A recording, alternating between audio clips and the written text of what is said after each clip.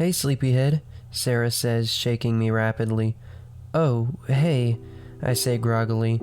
My vision was still blurry. I was blinking expeditiously in hopes to regain my vision. Luckily, after about the 100th time, my vision clears. "So, I've got a plan," Sarah says. "Okay, well, what is it?" I say, still a little groggy.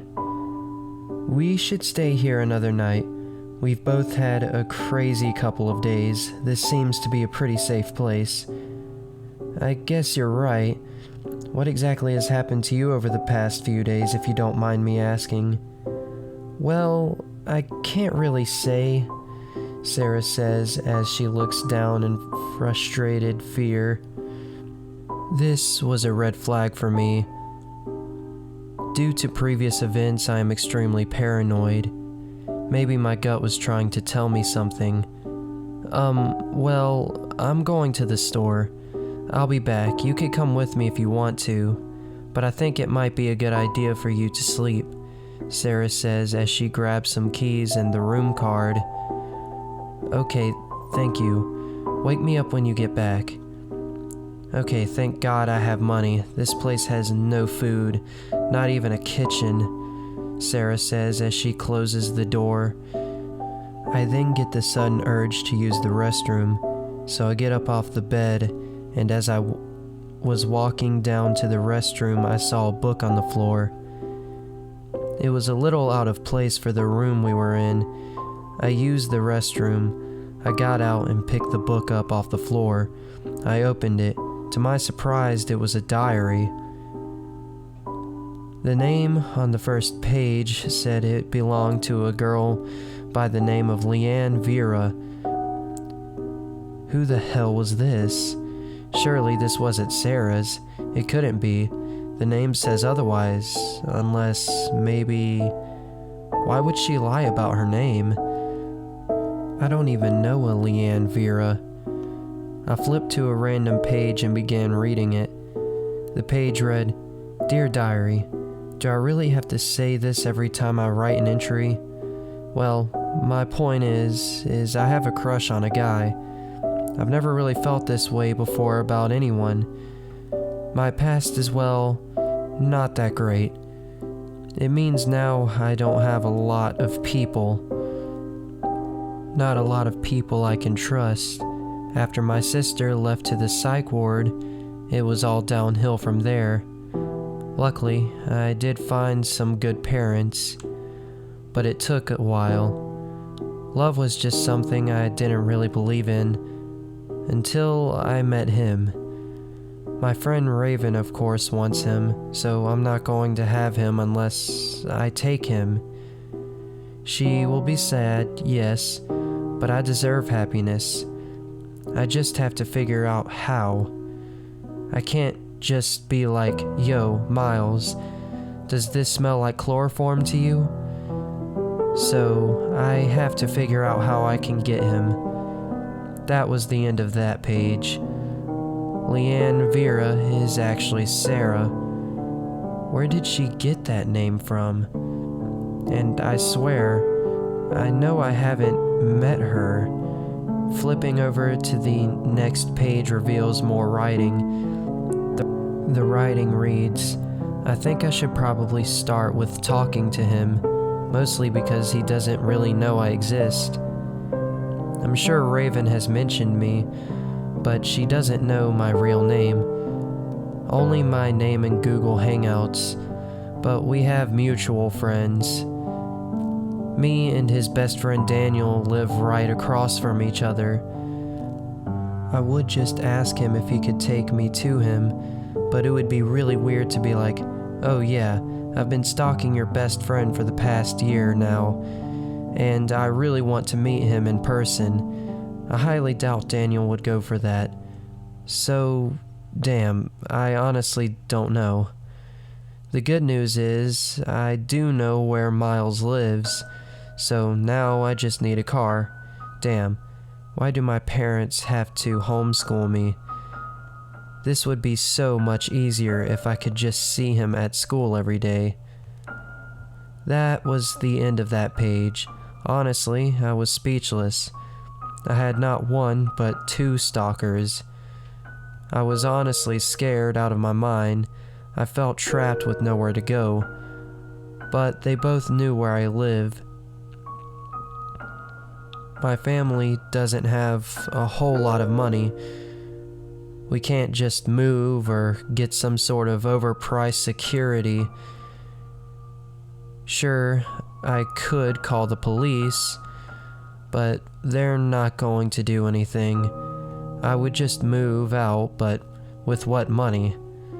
Not only that, but I'm also only 16. I couldn't move out even if I wanted to, and even if I stay with a friend or other family, what if they hurt my family just to get to me?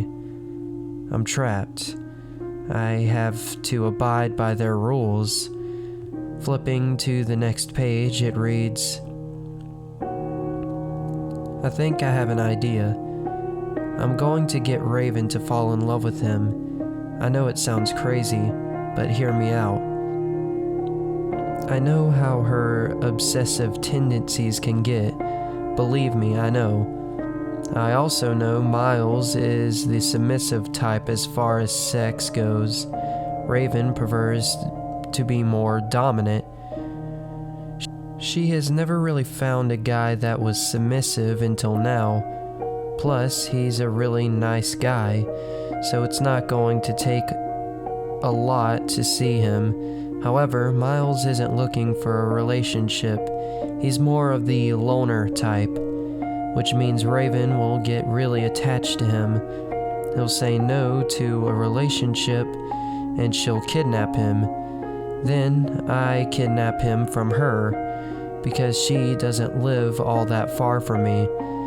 There is, however, a small chance she'll just stab him, then kill herself. But I don't think she will. Or at least I hope not. The reason I know all of this about Miles is because one day Daniel was taking me home, but we also had to drop off Miles. We ended up dropping off Miles first, and Miles and I were already friends online. Eventually I fell in love with him and already knew where he lived. So I stalked him, watched him just from the tree line. At night I would be right at his window. When I couldn't do that, I would watch him through his webcam, which in turn gave me access to most of his computer, including his search history. There's some interesting stuff I would be more than happy to do to him.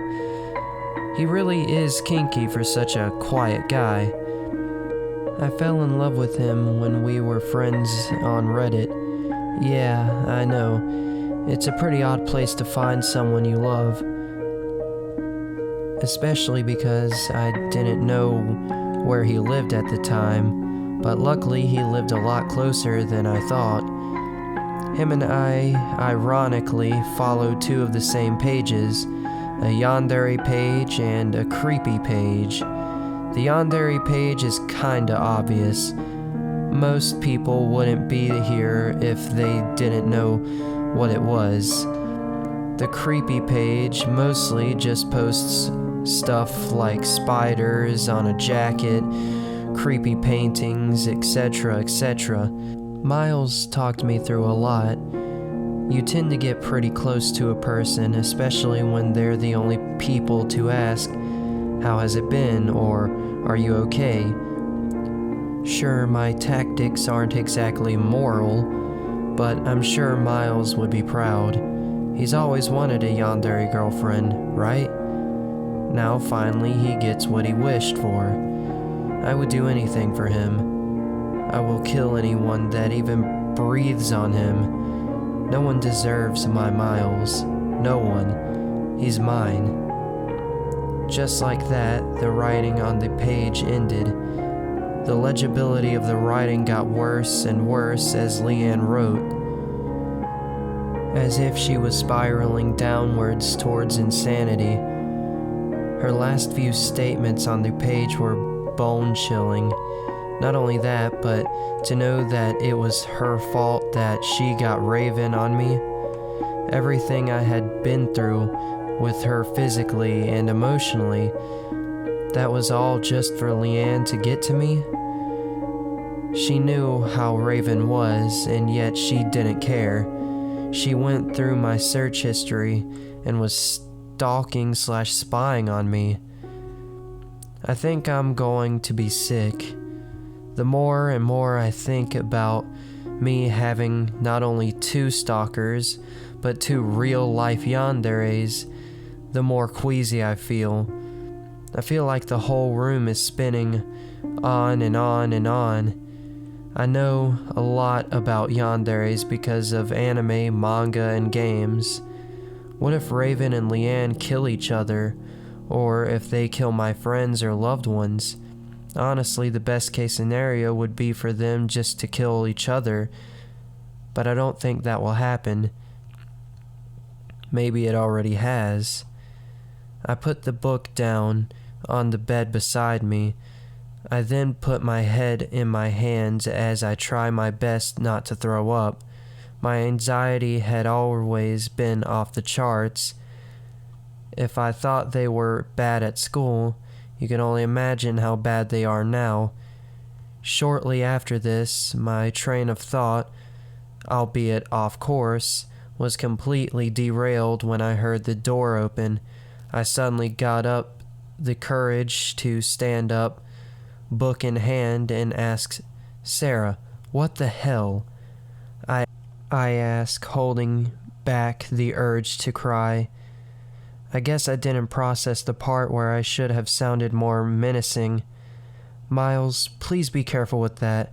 My sister gave that to me, and it means a lot to me," Leanne says with confusion in her voice. However, her face showed an expression of annoyance. With that, I put the book down gently on the TV stand next to me. You read it, didn't you?" Leanne says with a frown.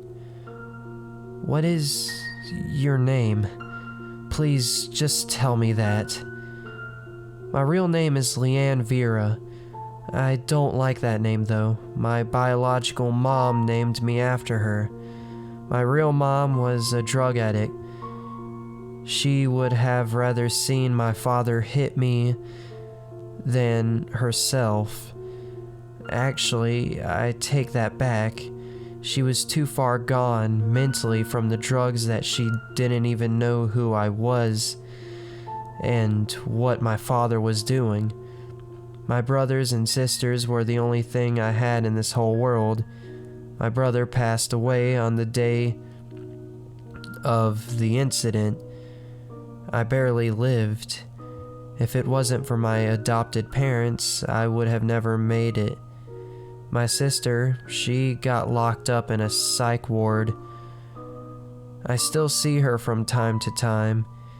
She is legally insane, but not as much as my mother was. My sister is sweet, but I guess the obsessive tendencies run in the blood. I would prefer to go by Suzanne Castor. The Castor name comes from my sister. I chose Suzanne because I think the name is pretty. I can't really use my sister's first name. As pretty as Sierra is as a name, I didn't want to copy her. Do you think Suzanne is a pretty name? Suzanne cocks her head to the side with a face of curiosity. I do.